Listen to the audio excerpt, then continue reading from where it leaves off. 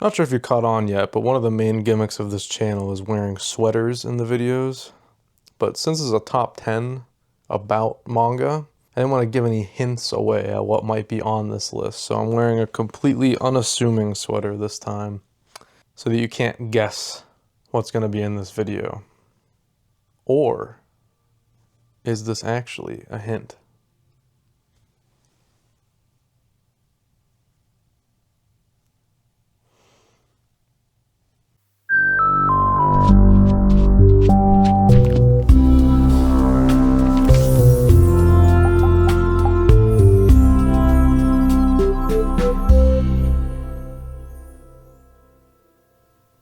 Hey, so today, doing my first top 10 for the channel. This isn't something I want to like flood the channel with by any means, but every once in a while I want to talk about, some of my favorite things in this hobby of mine that I enjoy so much. So, before we start counting these down, I want to lay down a few little ground rules. One, I'm only allowing one cover per series and per artist. This is to avoid complications with things like JoJo, where you could say every part's a different series, and I could stay here and talk about JoJo covers all day long. This whole list could be JoJo covers if I wanted it to be, but I gotta limit it. One cover per artist. A broad rule, no exceptions at all.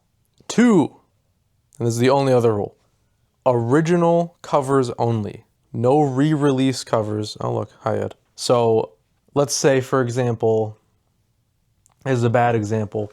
Right here, let's say, it's just because it's in reach. Let's just say this right here, the deluxe edition of Vinland Saga. I loved this cover for some reason. I was obsessed with it. I loved it. Wanted to marry this cover with what was this, like a bear snake? I don't know. I could not include this because this is not the original volume cover release. So it would have to be something like Naruto here. Just this original floppy volume. This cover is not on the list. This is a good one though. So no to this, yes to this. Makes sense? Alright then, without further ado, let's talk about my top 10 manga volume covers. Coming in at number 10, we have Blue Box Volume 12. This is an absolutely gorgeous cover for a gorgeous volume. And by the way, just blanket statement warning, spoilers for any series I talk about in this video, more than likely at least. I mean, I can't guarantee I'll say spoilers for everything I talk about here, but I definitely got to talk about spoilers because of this cover. So, obviously, this is the volume. Oh, hey, look, I opened right to it. The confession. I don't even know if you saw that. This is the confession. This is when Taiki confesses his love, or his like, his high school we're talking about here, to Chinatsu, and they start dating. And this, just looking at this on the cover alone, it's just so beautiful. It's just, it's two awkward teenagers dealing with their feelings, and that's you can say that's the whole manga, but it's really beautifully summarized with this cover. I think it encapsulates the series in a really nice way. And I love how, most of the time with Blue Box covers, there is something in the background. It's usually like, there's scenery alongside the characters that you're seeing, but this time she's letting just the characters take the focus. I mean, you could say the background is like, the snow or whatever, because the confession happens in the winter on like literally a frozen lake. Oh, so beautiful, by the way. God, I love this series.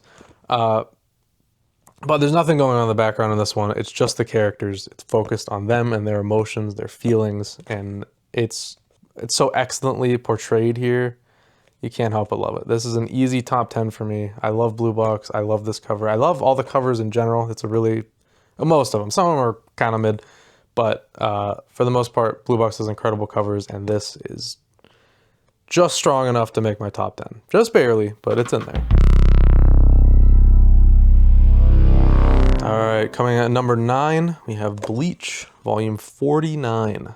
This is such a cool cover. First of all, I'm a huge fan of solo character covers. You'll notice this throughout the video.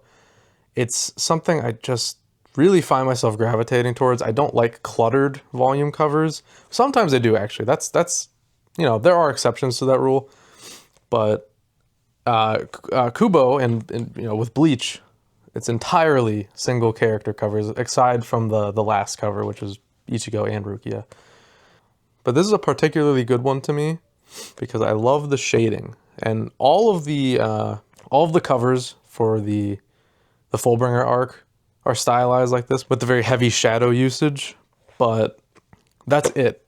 After this arc, it goes to sort of a, let me see if I can grab one for the 1,000-Year Blood War. It's like this monochrome color kind of deal, like. So this is Renji, red, obviously, but, you know, it's a full illustration of Renji, but it's just got like a red shader over it, which is good. There's some really good ones. The Yamamoto one, I can't really reach it right here, but the Yamamoto one is really great, but we're not talking about that one. Get that off screen. This is the big boy. I love this. The drip is immaculate. That coat is just insane. I want that so bad. If they made that in real life, I'd buy it in a heartbeat. That's the coolest coat I've ever seen in my life. And, you know, this was a big deal kind of because this is actually the first time in a very long time that Ichigo had been on the cover. So kind of a big deal. And he looks sick as hell. It's a great way to bring readers back in after a time skip and after, you know, a huge arc had just concluded. Yeah, really, it's just an aura farming cover, but man, do I love it. It does the trick for me. It's so good. I love Kubo's art, and this is one of his best, in my opinion. All right, number 8, we got Jujutsu Kaisen, volume 19. And again, continuing that theme, single character volumes. And again, that's all that JJK does. And obviously JJK is a series that is pretty heavily influenced by Bleach in a lot of ways. Higurum was one of my favorite characters in JJK. I think by the end of it, we all know what happened. We don't gotta talk about it. I just love like the wilted flower in his hands as he looks up, like with that, I don't even know how to explain the gaze, but it's just, it draws you in. This is a very eye-catching cover. And you can say that for a lot of other JJK covers, obviously. I mean, this is probably, if you're talking about selling a volume, this is probably lower on that like scale. Because I don't know how many people would look at this and be like, oh my God, I gotta buy that right now. But they're out there. And I'd certainly be one of them because this is just so striking. And really, it's just such a perfect encapsulation of this character. Because he's a guy with a lot of regrets. And this flower, I think you can interpret to mean like, you can interpret it as signifying like his hopes, maybe his ambition, his drive to live and to continue on. And it's wilting, but it's not gone yet. And I think that's what's cool about it. He's still got it. He's still holding on to it. And maybe he can make it bloom again. Wow. Wasn't that beautiful? My own words. I came up with that.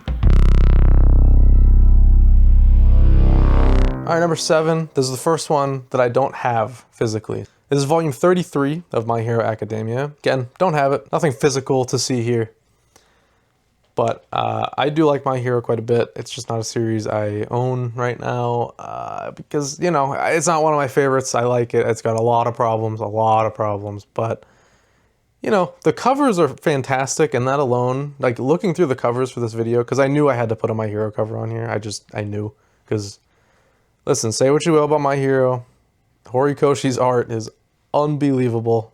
It's so good. I could look at it forever.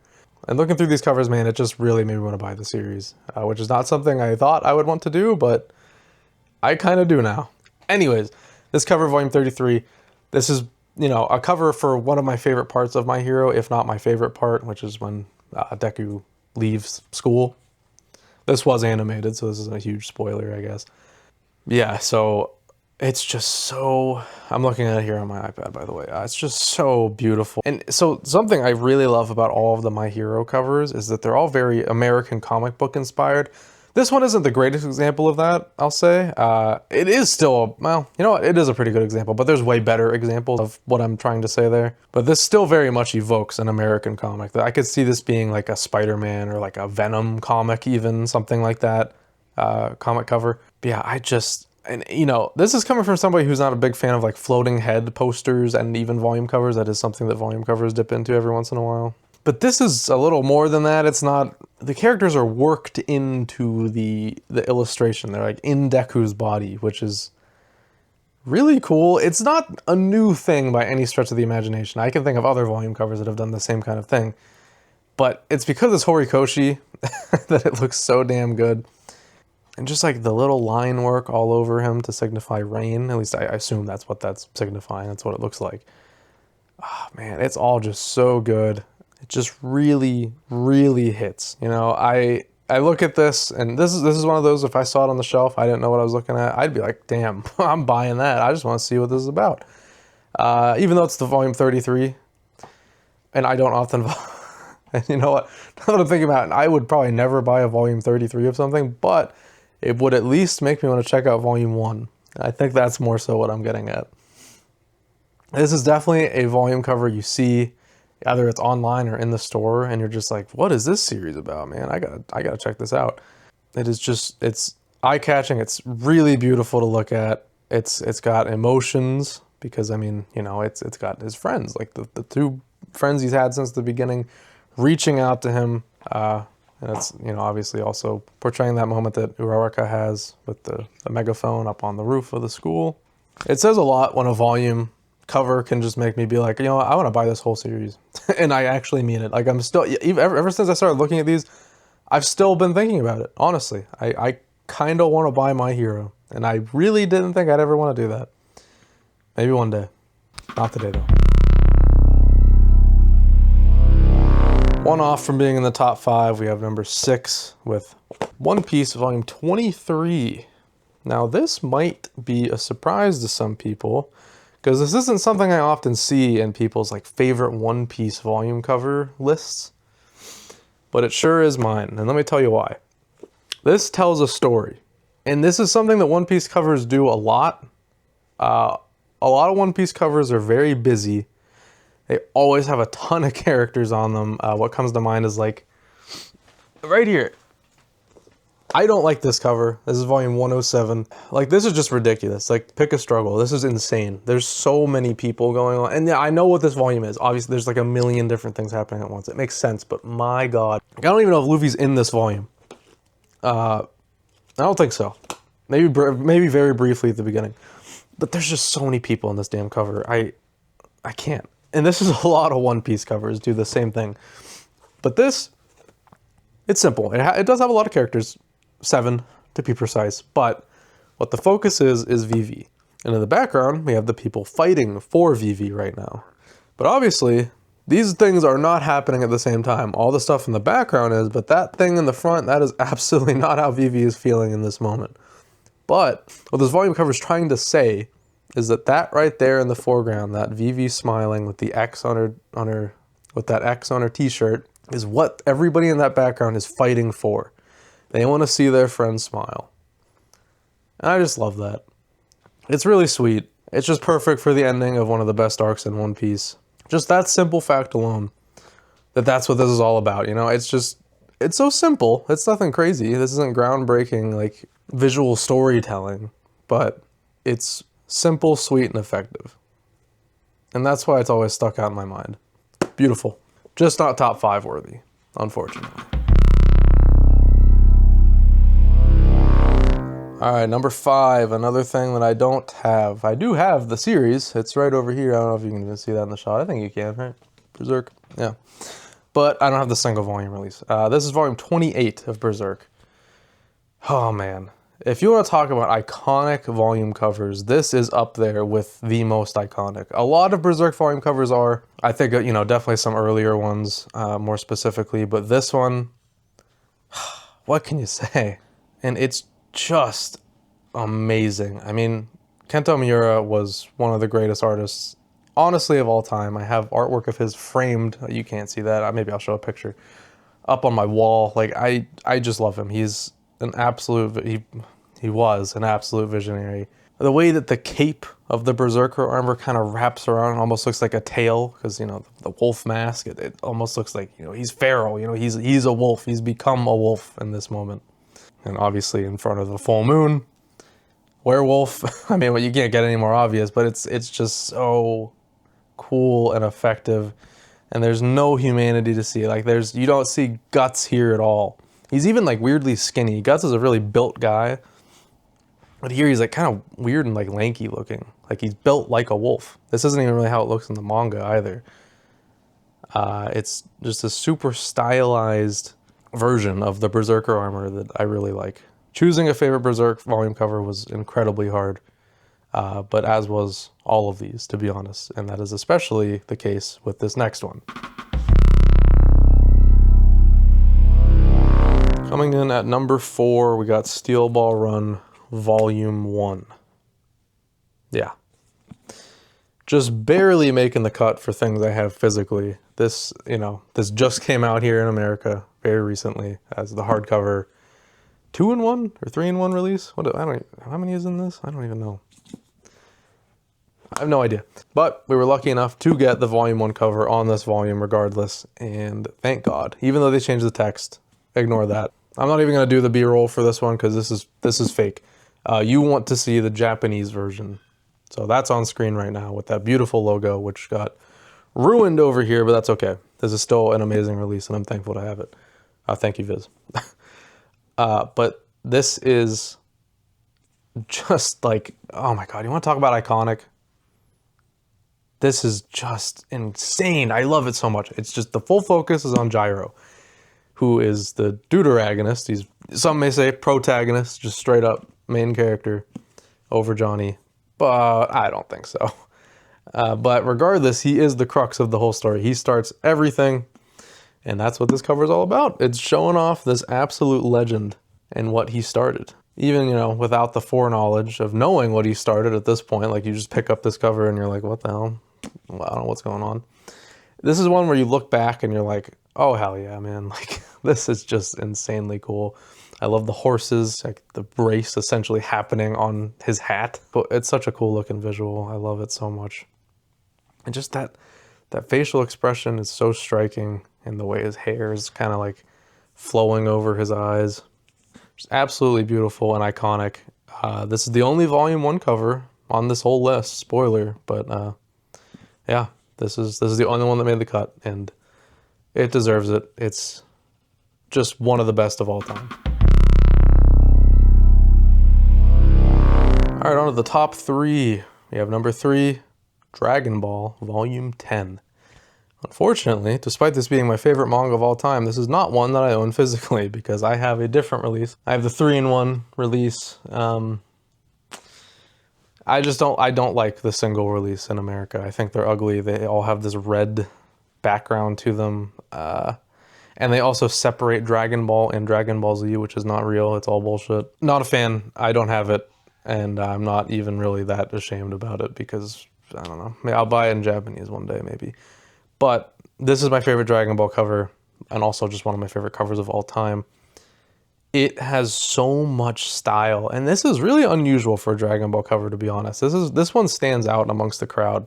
And first of all, it's a full cover. Usually Dragon Ball covers are designated to like a little box, the logo above it. But here, it's the whole thing. Bulma is actually like over the logo, and it takes up, you know, the whole page, basically. And it just works so well. I love the style. I love that outfit that Bulma's wearing. It looks so good. I love the cool, like, zoomed in motorcycle. It has so much style. I could look at this forever. I'd really like to get this as a poster one day. It just looks so good. I can envision it on my wall right there. You can't see it, but right there. Incredible, beautiful. Love the colors. Love everything about it.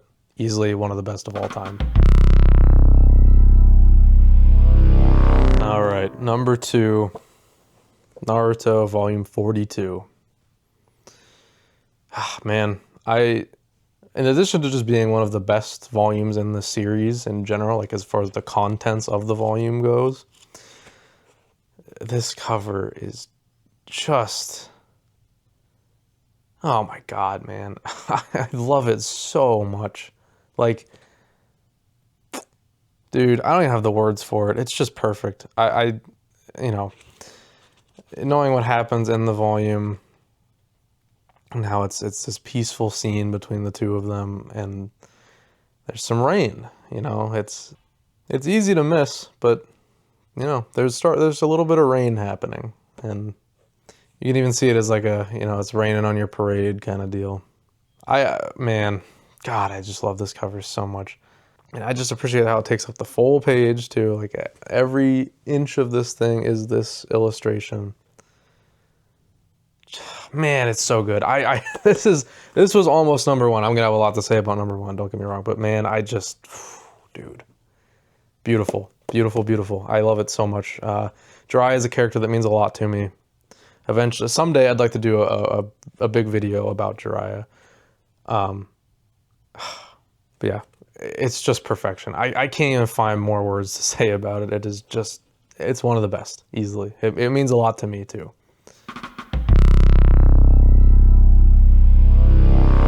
The cover is so good I had to buy it twice. That's right, I have the Japanese version of this cover as well as the American release, obviously. I still have this sealed, the Japanese version. I don't plan on unsealing it. I gotta keep, whoa, right this second, I just accidentally broke the seal. That's great. Cool. Anyways, this is Hunter x Hunter Volume 24.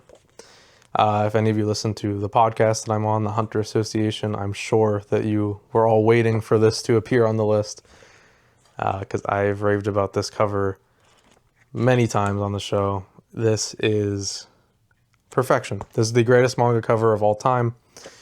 And let me tell you why. Because honestly, just looking at this, why would you even think that? Like, you know, why is this number one of all time to me?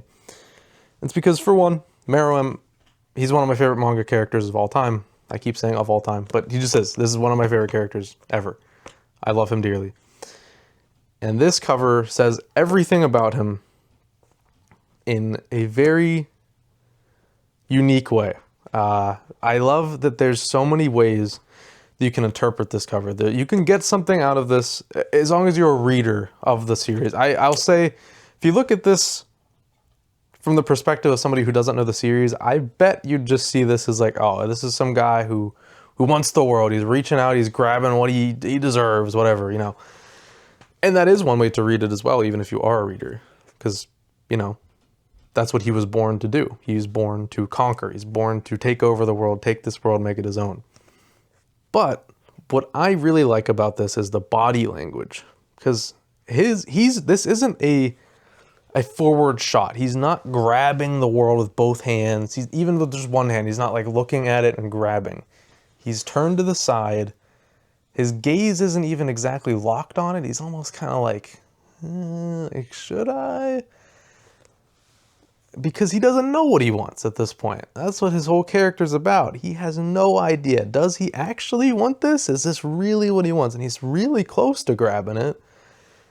But his other hand's not convinced. He's not taking it with both hands. And his body's not locked in. Just one part of him thinks he wants this, while another part of him wants what's on the next cover, Komugi, or humanity.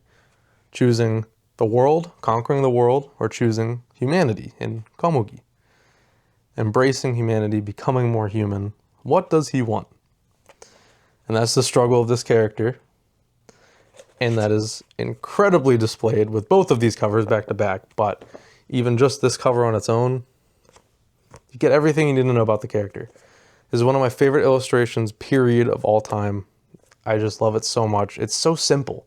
There's not much to it. There's not even a background, but that's the point. This is all this is trying to say. This is the illustration. That's it. There doesn't need to be anything else, because this is the message. This is what he's trying to say. Everything you need to know is right there. One of the greats. I love Hunter x Hunter, obviously, and this is the best manga cover of all time, in my opinion.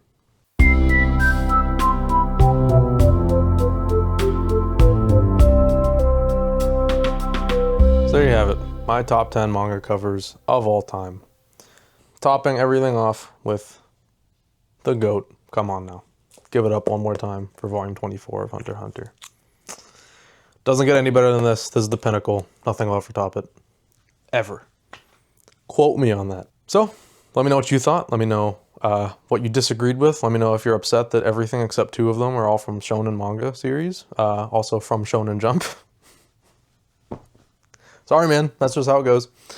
Let me know what your top 10 are, if you have strong enough feelings towards volume covers like that. And tune in for my other videos if you want to check them out. I just did a collection video if you want to go check out everything behind me and in greater detail. And I talk about Shonen Jump, the magazine, every series in it, every week. And of course, check out, once again, the Hunter Association podcast I do with my friend Dylan. If you want to hear me talk more about Hunter x Hunter and this volume cover, you can check out a tier list we did where we go over every Hunter x Hunter volume cover.